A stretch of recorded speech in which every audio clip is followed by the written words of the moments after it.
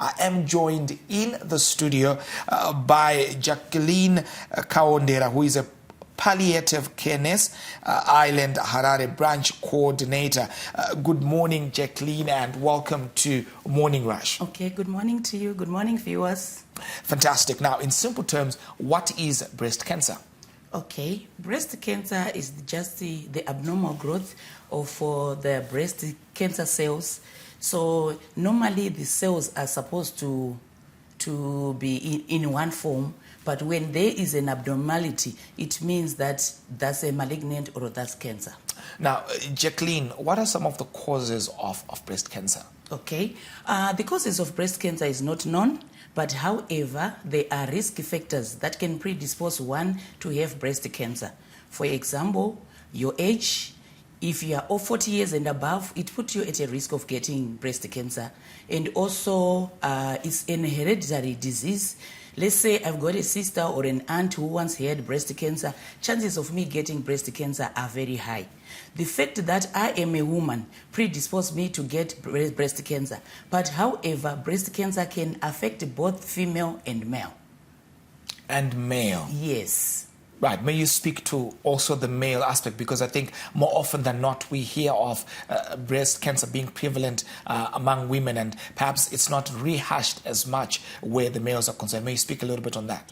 Okay. It affects both parties, both female and male. But however, it affects more of female. But as a man, because you do have that breast tissue, you can also get breast cancer. Right. Of course, one of the key elements there would be that of healthy living. Is there a regime of healthy living patterns that you'd recommend perhaps to mitigate or prevent one actually getting to contract breast cancer, as it were?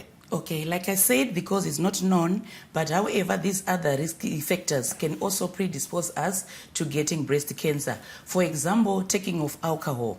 If you take more alcohol, especially in ladies, even in men, it also predisposes you to breast cancer. And also smoking. When you are smoking, there is tar in those cigarettes. Mm-hmm. It also predisposes us to having breast cancer. Even just living a sedentary life without exercising, it will lead you to become obese, and then when you're obesity, chances of you getting breast cancer are also very high. Right. What is palliative care? Okay. Palliative care is the care that is rendered to family and patient and family that are faced with a life-threatening illness, whereby we address the pain that may arise. It could be physical, psychological, social, and also spiritual. Right. Yes. Now, can you speak to whether if there are any activities that perhaps you could be carrying out in this awareness season that perhaps you'd want the viewers to be conversant with? Okay. As Island Hospice and Healthcare, we are conducting breast cancer screening in all our four branches, that is Harare, Bulawayo, Mutare, and Marondera.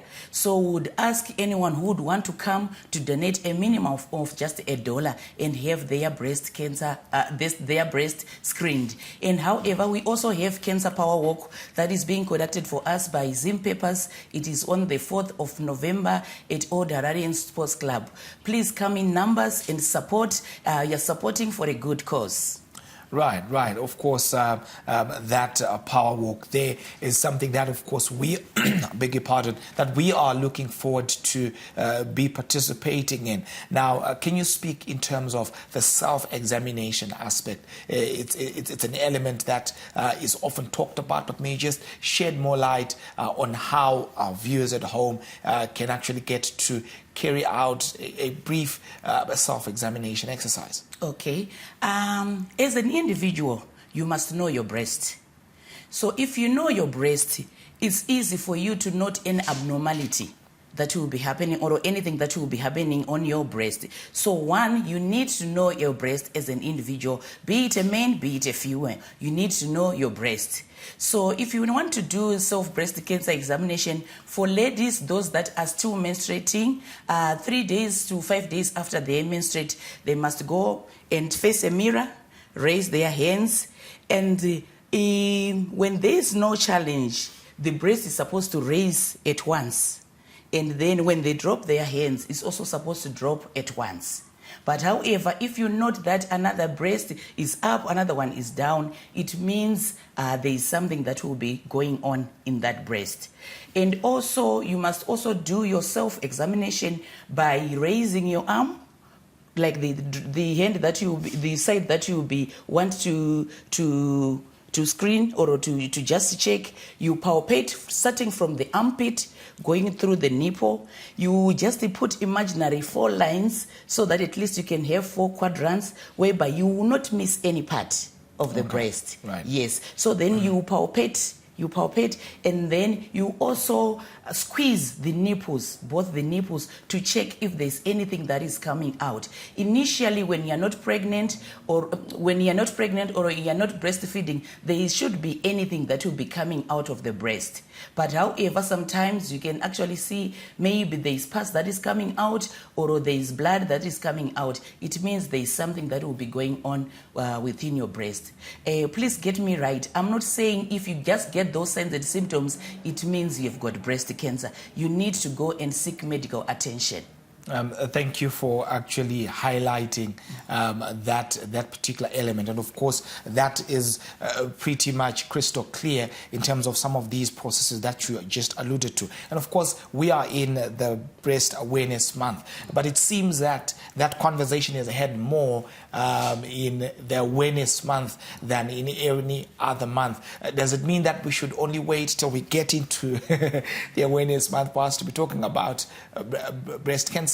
Not really. We must just have medical checkups. We mustn't wait until we have got symptoms or we are sick. We should seek medical attention, just have normal reviews once yearly so that you know everything will be well within your body. We mustn't wait until we have problems. Well, thank you for those insights. Jaqueline Kawondera joining us, of course, for this conversation to give us insights and tidbits into how it is that we can navigate the subject of breast cancer.